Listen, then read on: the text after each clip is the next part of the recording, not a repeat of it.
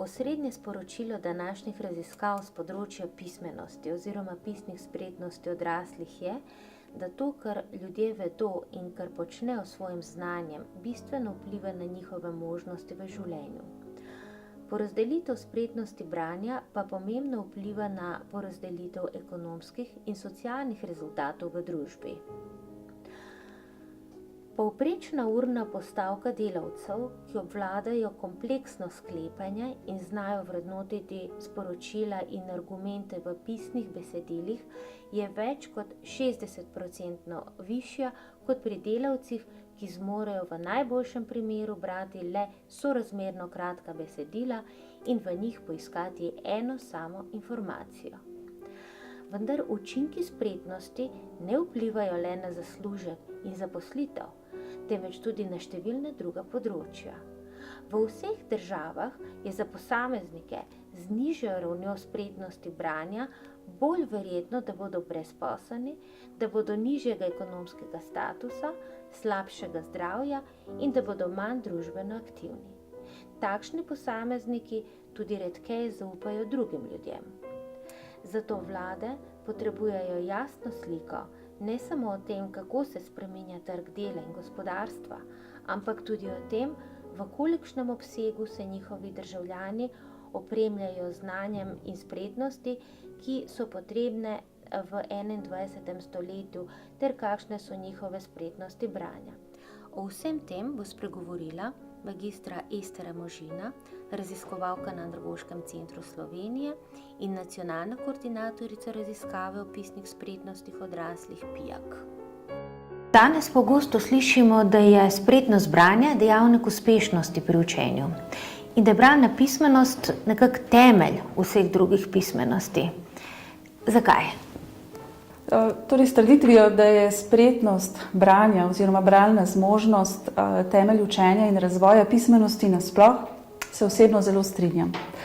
Saj se ta soodvisnost kaže v izobraževalni praksi pri odraslih. Temu so pritrdile tudi številne raziskave branja in pismenosti pri otrocih, mladostnikih in tudi odraslih vseh starosti. In nenazadnje na povezanost bralne in drugih jezikovnih zmožnosti opozarjajo različni slovenski strokovnjaki. Poskušala bom seveda pojasniti, zakaj. Uvodoma naj tudi povem, da je branje in bralna zmožnost skupaj s pisanjem po različnih uradnih definicijah tudi del splošne pismenosti. Saj se skoraj v vseh definicijah pismenosti pojavljata dimenziji branja in pisanja, recimo UNESCO definicija pismenosti in v drugih. In v nekaterih primerih je posebej izpostavljeno, da je branje primarna dimenzija kakršnekoli pismenosti.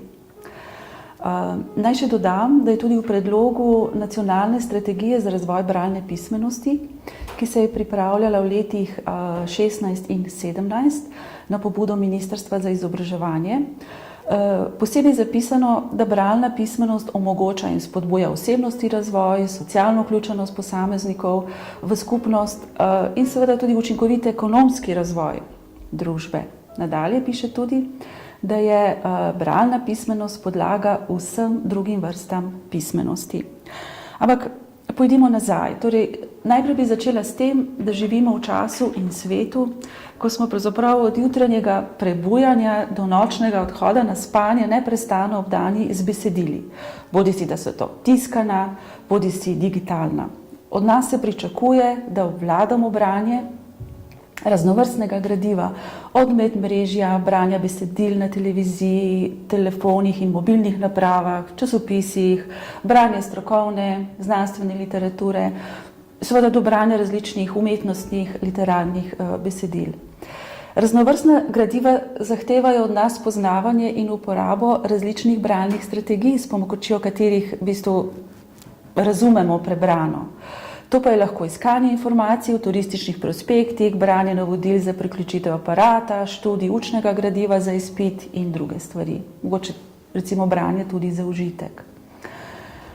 Meta Grossman, ki je vrsto let preučevala branje, še posebej pomen branja književnosti, je zapisala, da je razvita bralna zmožnost nujna za razvoj vseh drugih jezikovnih zmožnosti. Saj recimo po njenem branje omogoča neomejeno količino dejavne rabe jezika. Potem pomembna je za spoznavanje in za razvoj zmožnosti za pripovedno udejanjanje lastnega izkustva. Pomembna je za spoznavni razvoj, ki poteka vzporedno z jezikovnim razvojem. In nenazadnje tudi za osebnostni razvoj, saj branje v bistvu odpira vpoglede v življenje, v naše obnašanje, v naš miselni svet, razumevanje drugih ljudi in tudi drugih kultur in nenazadnje tudi drugačne vpoglede v življenje. Branje je danes večini ljudi v bistvu samoumevna vsakodnevna dejavnost, vendar vemo, da je tudi zelo, zelo kompleksna. Saj obsega pravzaprav osvajanje, osvojitev različnih bralnih komponent, kot je recimo fonološko zavedanje, dekodiranje, bralno besedišče in tako naprej. Vse te komponente bralne zmožnosti moramo v teku šolanja osvojiti, če želimo postati učinkoviti bralci. Vendarle pa bomo videli kasneje, raziskave kažejo, da je med mladimi in odraslimi mogoče razlikovati učinkovite in manj učinkovite bralce. Če poskušam ponazoriti razliko med učinkovitimi in manj učinkovitimi bralci, kot jo pojasnjuje Sonja Pečjak, ki se je raziskovalno in strokovno ukvarjala in se še ukvarja z raziskovanjem psihologije branja in pismenosti. Torej, po njenem učinkoviti bralec poskuša smiselno in čim bolj naravno brati. Manj učinkoviti bralec na drugi strani poskuša prebrati vse besede zelo, zelo natančno.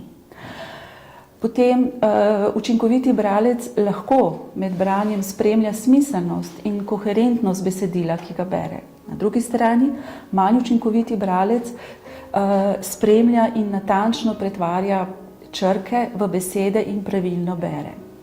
Potem učinkoviti bralec selektivno izbira bralno gradivo pri razumevanju in si seveda pri tem lahko pomaga z branjem slikovnega, besedilnega gradiva in tako naprej.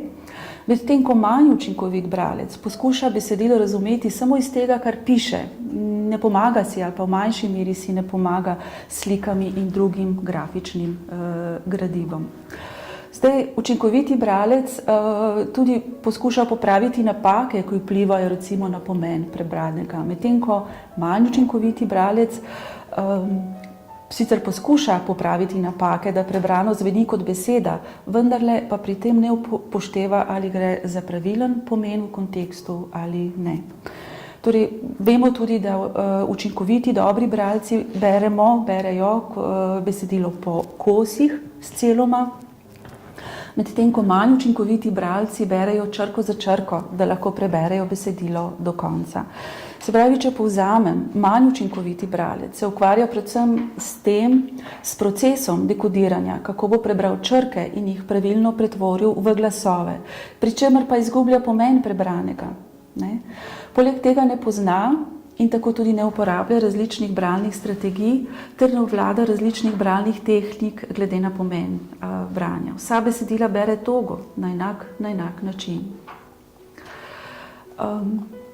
Torej, Pečjakova, če se vrnem še malo na raziskave, je v raziskavi o bralni pismenosti pri učencih v 5. in 9. razredu potrdila, da učenci z dobro avtomatizirano tehniko branja berejo več kot učenci slabšo tehniko branja. Torej, s tem si širijo besedišče, ki se tudi seveda kaže v razumevanju prebranega. Na drugi strani so učenci, ki se čutijo manj kompetentni bralci in imajo dejansko šibkejše besedišče, slabšo tehniko branja in vedo o bralnih strategijah bistveno manj kot njihovi kompetentni vrstniki. Torej, raziskave so potrdile celo več, se pravi, da besedišče učenca se je pokazalo kot najmočnejši dejavnik bralnega razumevanja, najmočnejši prediktor v celotni izobraževalni vertikali. Mislim, da sem s tem odgovorila na oba vidika, da je bralna in sicer da je bralna zmožnost dejavnik uspešnosti pri učenju, saj ključno vpliva na obseg in kakovost, pa tudi na trajnost in prenosljivost naučenega. Ter mislim, da tudi na to, da je bralna pismenost temelj vseh drugih pismenosti, saj omogoča razvoj vseh drugih sporazumevalnih zmožnosti. Na tem mestu pa je potrebno dodati, da so raziskave potrdile tudi to, da je razvita sporazumevalna zmožnost, torej skupaj s temeljno bralno zmožnostjo, tudi temelj sodelovanja z ljudmi, pogoj vključenosti v družbo in na trg dela. Je tudi temelj medgeneracijskega učenja in kakovostnega življenja z drugimi, s tem pa tudi temeljni pogoj za ohranjanje jezika in kulture. Kakšni so podatki o razsežnostih problema pismenosti, posebej bralne pismenosti v Sloveniji? Kaj kažejo raziskave in katere skupine odraslih so najbolj prizadete? Ja. Torej, raziskave pri odraslih so potrdile, da je med odraslimi v Sloveniji precejšnje število manj učinkovitih bralcev, kar pomeni, po našem, da ti odrasli v mladosti in v teku šolanja niso osvojili vseh dimenzij bralne zmožnosti in jo tudi niso v zadostni meri avtomatizirali. Pogosto ti ljudje v življenjskih situacijah delujejo tako, da se priložnostim, ko morajo brati, pisati, izogibajo in s tem krnijo že tako šibko bralno zmožnost. Pogosto se raje tudi izognejo priložnostim za izobraževanje in učenje. Torej, v Sloveniji smo se začeli raziskovalno ukvarjati z pismenostjo odraslih konec 90-ih let in sicer imamo zdaj na voljo podatke iz leta 1998, ko je bila v Sloveniji izpeljana prva raziskava o pismenosti odraslih in iz leta 2016, ko je bila zaključena druga raziskava o spretnostih odraslih. Ta raziskava je sicer bolj poznana pod imenom PIAAC. Obe raziskavi sta potekali pod okriljem OECD in omogočata tako primerljive rezultate v dveh časovnih točkah, kot tudi primerjave med državami. Obe raziskavi sta vključevali tudi bralno razumevanje, s tem, da je raziskava PIAAC podrobneje merila tudi bralne komponente, kot so besedišče in bralno razumevanje.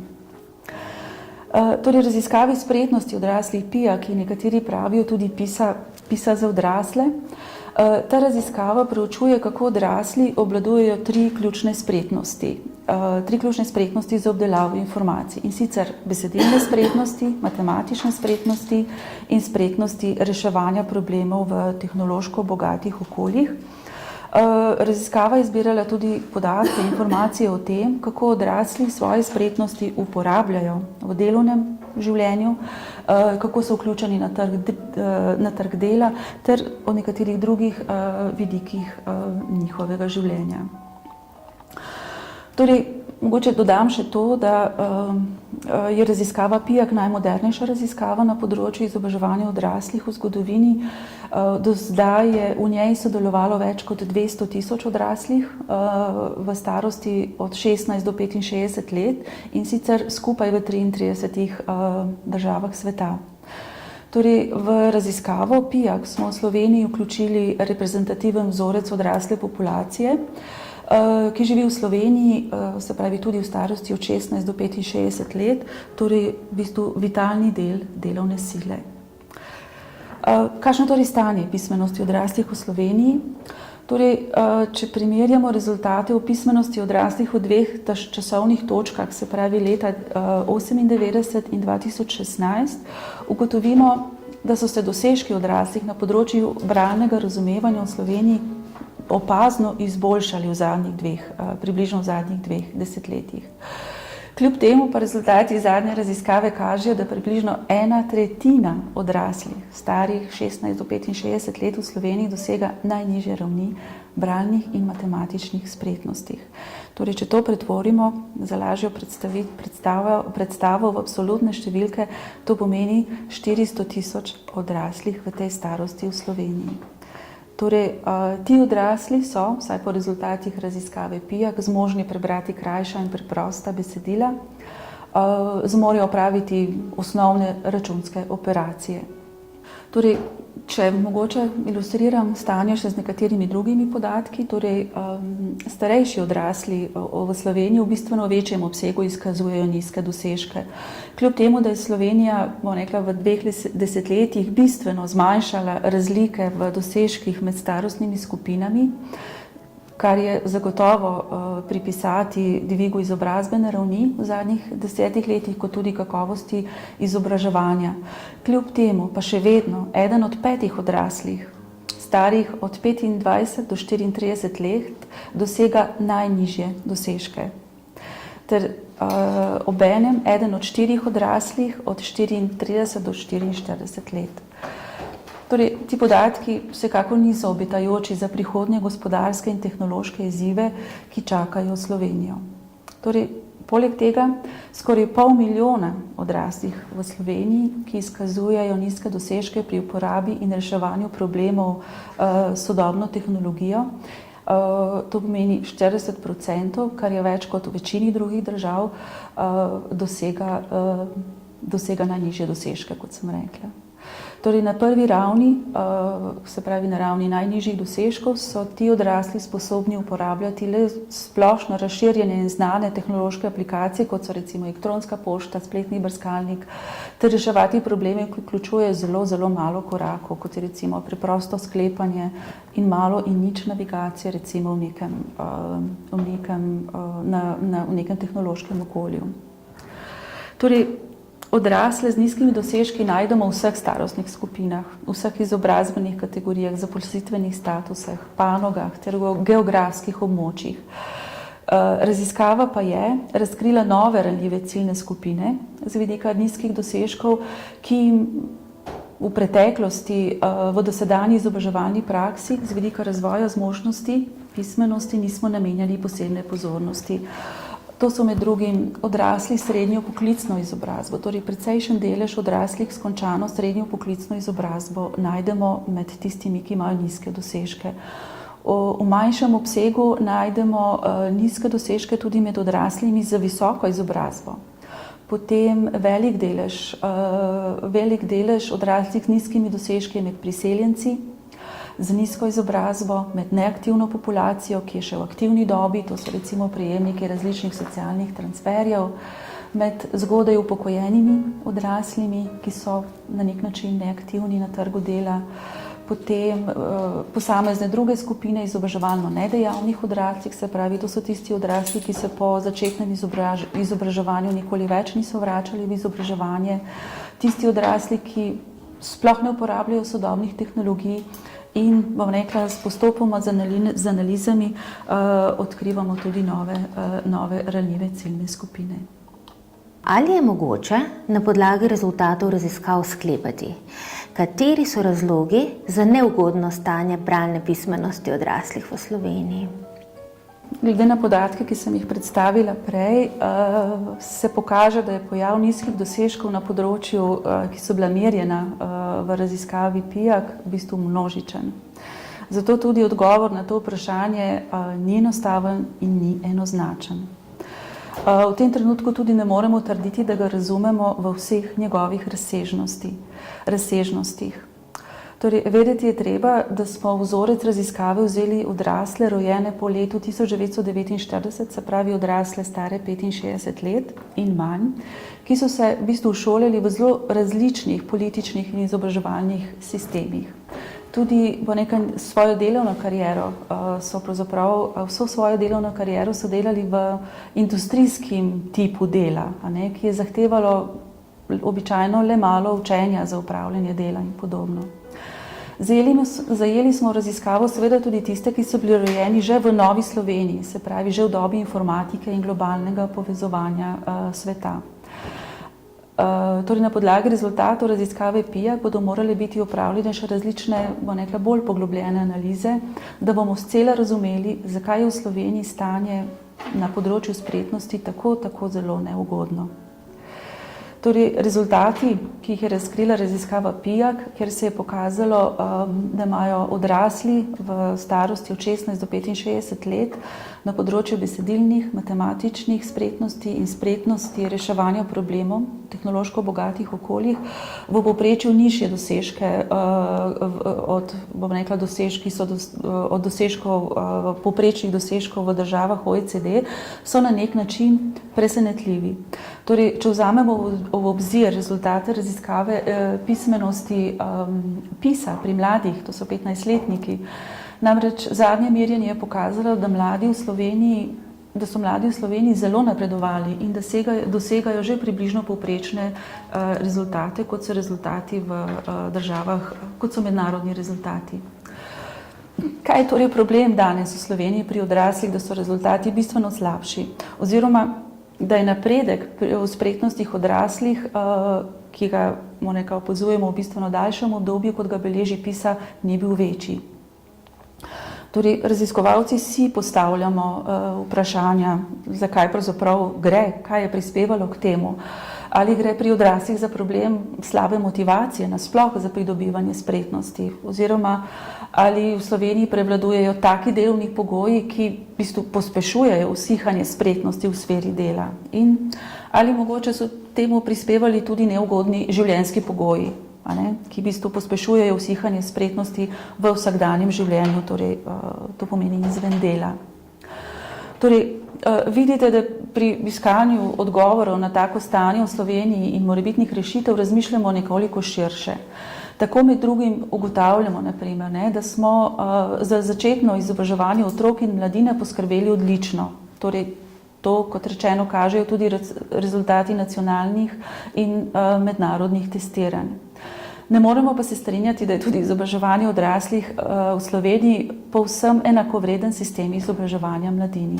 To najbolje veste in občutite tisti strokovni delavci in učitelji, ki delujete v programu osnovne šole za odrasle. Torej, naše mnenje je, da koncept vseživljenjskega učenja v Sloveniji ni ustaljena praksa in tudi ne sega vse dele izobraževalnega sistema, prav tako tudi ne sega v sfero dela in skupnostnega življenja.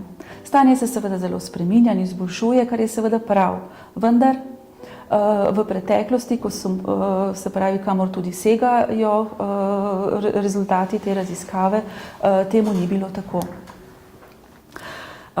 Torej, nekako kaže se, da je za skladen razvoj bralne in jezikovnih zmožnosti v vseh življenjskih obdobjih nujno naslednje.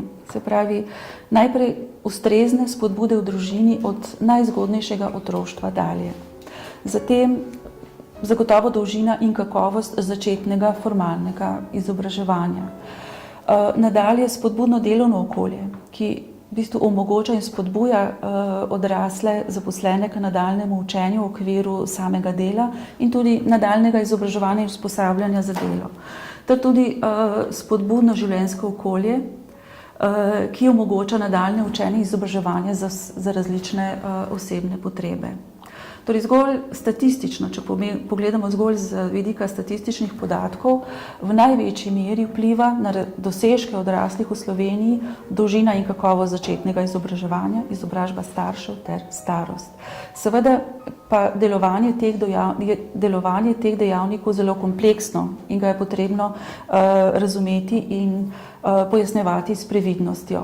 Se pravi, recimo ljudje, ki so se šolali daljša obdobja, recimo so dosegli vsaj srednješolsko ali pa mogoče tudi univerzitetno stopnjo izobrazbe, so že v teku šolanja pridobili dovolj dobre sporazumevalne in tudi bralne zmožnosti.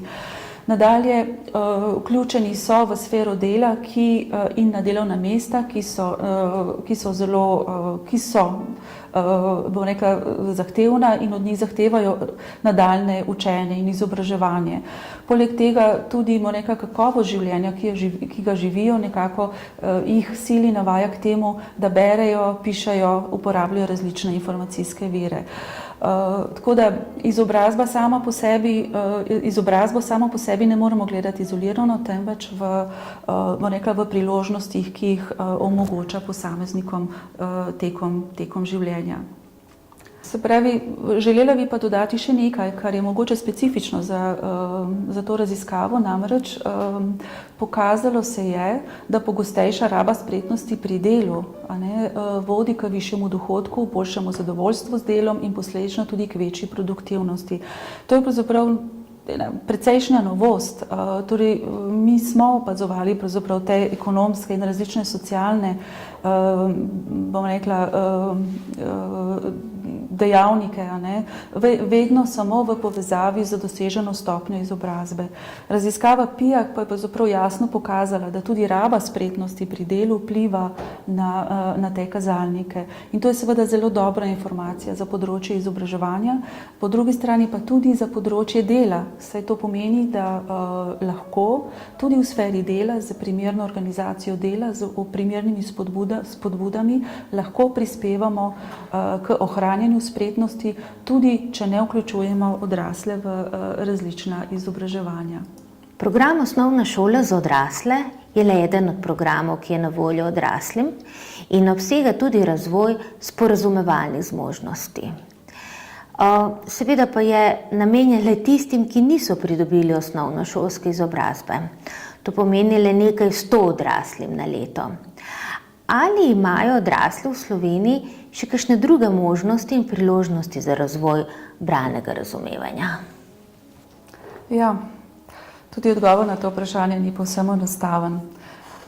Čeprav bi rekli tako, da na videz je rešitev problema neustrezne pismenosti in sporazumevalnih zmožnosti odraslih preprosta. Se pravi, razvoj spretnosti bi moral postati nacionalni projekt. Se pravi, če bi vsak odrasli, ki ima primanjkljaje na tem področju imel možnost, da kadarkoli v življenju z ustreznimi postopki, recimo diagnostičnimi preizkusi, na nek način testira svoje bralne in pisne zmožnosti, s tem, da mu recimo je ponujena neka ustrezna svetovalna pomoč in informacije o tem, kako lahko svoje spretnosti izboljša kadarkoli tekom življenja, in da se lahko kadarkoli vključi v ustrezno izobraževanje in usposabljanje za razvoj spretnosti. Tako bi rešili problem.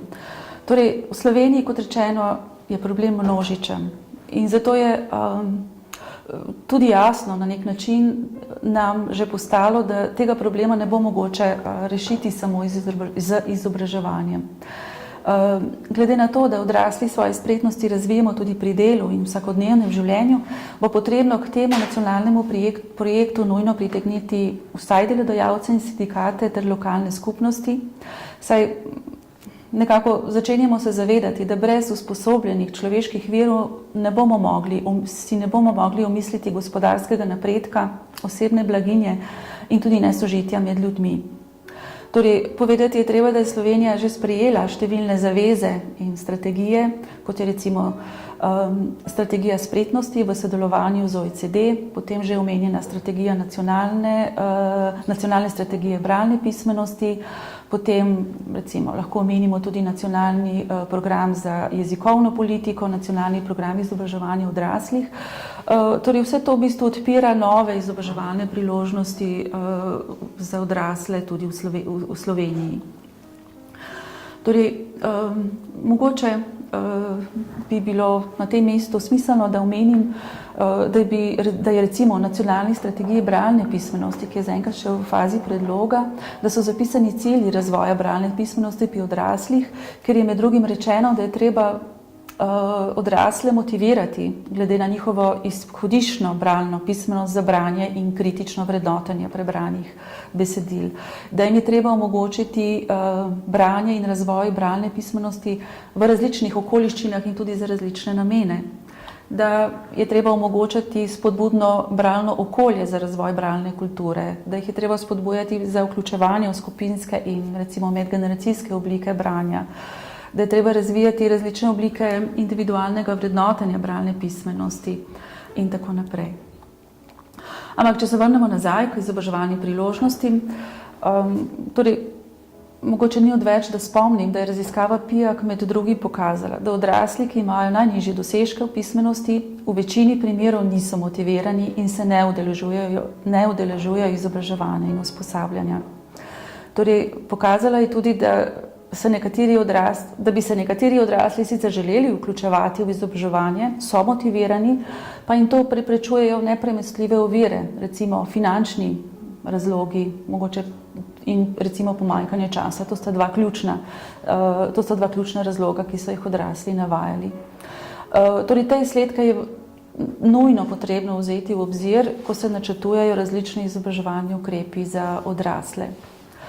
Torej, rekla bi tudi to, da je nujno, če želimo pritegniti te odrasle v izobraževanje in usposabljanje, to velja tako za formalno kot neformalno izobraževanje, da je izobraževanje nujno treba povezovati z njihovimi življenjskimi in delovnimi potrebami in življenjskimi in delovnimi projekti. To ni puhla retorična retarditev zaradi boljšega vtisa, temveč dejstvo, ki ga je potrdila dobra izobraževalna praksa v Sloveniji in tudi v tujini. Torej, ni mogoče pričakovati trajnejših učinkov izobraževanja, če ne sledimo tej premisi. Torej, da pri izbiri vsebin in področji izobraževanja izhajamo iz konkretnih ljudi in njihovih vsakokratnih potreb. Tako, na tak način je zagotovljeno, da utremo pot temu, da začnejo odrasli, da se začnejo zavedati pomena tega, da se urijo v spretnostih pri delu in v življenjskem okolju. In sicer jih bojo po vsakokratnem izobraževanju, vključenosti v izobraževanja hitro pozabili. In učinki izobraževanja bojo nični. Posledice pa so lahko zelo težke in nepopravljive tako za posameznika, tako za njegovo družino in potomce, kot tudi družbo kot celoto. To je v projektih, ki jih razvijamo na Andragoškem centru Slovenije, sledimo tem spoznanjem, ko pripravljamo izobraževalne programe tako za odrasle kot tudi strokovne delavce. Torej, omeniti je treba, da različne ustanove po Sloveniji že zdaj ponujajo različne neformalne izobraževalne priložnosti in možnosti za učenje odraslih ter za krepitev pozabljenih bralnih zmožnosti. Torej, v večino teh programov ali dejavnosti se je mogoče vključiti ob hkratnem, recimo obiskovanju osnovne šole ali pa nekega drugega izobraževalnega programa, z namenom, da se odraslim s primanjkljaji omogoči pridobitev manjkajočih spretnosti. Torej, praktično v vseh lokalnih okoljih po Sloveniji delujejo izobraževalne organizacije za odrasle, ki imajo dobro usposobljene strokovne delavce za delo z odraslimi in ponujajo po večini brezplačne izobraževalne programe za odrasle. Torej, ti so neposredno ali mogoče v posameznih delih namenjeni prav odraslim, ki si želijo izboljšati veščine branja in pismenosti nasploh. Torej, naj omenim recimo vrsto brezplačnih programov usposabljanja za življenjsko uspešnost, ki omogočajo pridobitev koristnih in odraslim prilagojenih znanj in kompetenc, ki jim omogočajo lažje vključevanje v skupnost in v delo. Potem recimo brezplačni programi računalniške pismenosti, ponekod tudi digitalne pismenosti, ki so na voljo vsem odraslim, v bistvu, ki si teh znanj niso uspeli pridobiti recimo na delovnem mestu ali tekom šolanja. Nadalje so to študijski krožki, ki obsegajo najrazličnejše vsebine, ki jih predlagajo odrasli in omogočajo krepitev različnih znanj in kompetenc skozi skupinske oblike in skupnostne oblike učenja. Obstajajo tudi posebni bralni študijski krožki, ki spodbujajo posebej branje pri vseh generacijah ter širjenje bralne kulture. Nadalje so to središča za samostojno učenje pri izobraževalnih organizacijah za odrasle, ki omogočajo brezplačno uporabo tehnologije in različne bralne vire in programe za samostojno učenje. Tukaj bi omenila še to, kar mogoče ne omenjamo hkrati s temi izobraževalnimi priložnostmi, osebno pa mislim, da je zelo pomembno. Torej, menim, da sodobne tehnologije ponujajo še neslutene možnosti za razvoj spretnosti, ki jih lahko izobraževalci že zdaj vključujemo v izobraževanje in učenje. Sodobne tehnologije so preprosto dejstvo, ki ga moramo sprejeti v izobraževanju. Praktično vsak odrasli, ne glede na to, iz katerega okolja prihaja, ima pametni telefon. In že zdaj obstaja brez števila brezplačnih aplikacij, ki jih lahko izkoriščamo za branje in urjanje različnih sporazumovanih možnosti. Samo učitelji jih morajo vključiti v izobraževalne programe in biti pri tem seveda čim bolj ustvarjalni. Torej, poleg tega so odrasli na voljo praktično v vseh okoljih storitve brezplačnega svetovanja za vključitev v izobraževanje in usposabljanje, ker je mogoče dobiti res različne informacije o izobraževalni ponudbi in dostopnih programih. In ne nazadnje, v vseh lokalnih okoljih imamo bogato ponudbo knjižnega gradiva na različnih medijih, ki ga ponujajo splošno izobraževalne knjižnice. Nekatere ponujajo tudi različne programe družinskega branja in učenja. Torej, naj zaključim s tem, da so države, kjer vsi odrasli, tako revni kot bogati, razvijajo dobre spretnosti. In to je dobra informacija za Slovenijo. Družba, se pravi, lahko, če se tako odloči, razvije potencial spretnosti vseh svojih prebivalcev.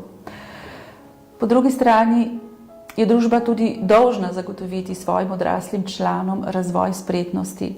Kajti raziskava PIAAC dokazuje, da lahko dosežemo dobre rezultate, če vlagamo v ljudi. Kajti tisti z boljšimi spretnostmi, tudi z bralnimi, imajo boljše priložnosti v življenju.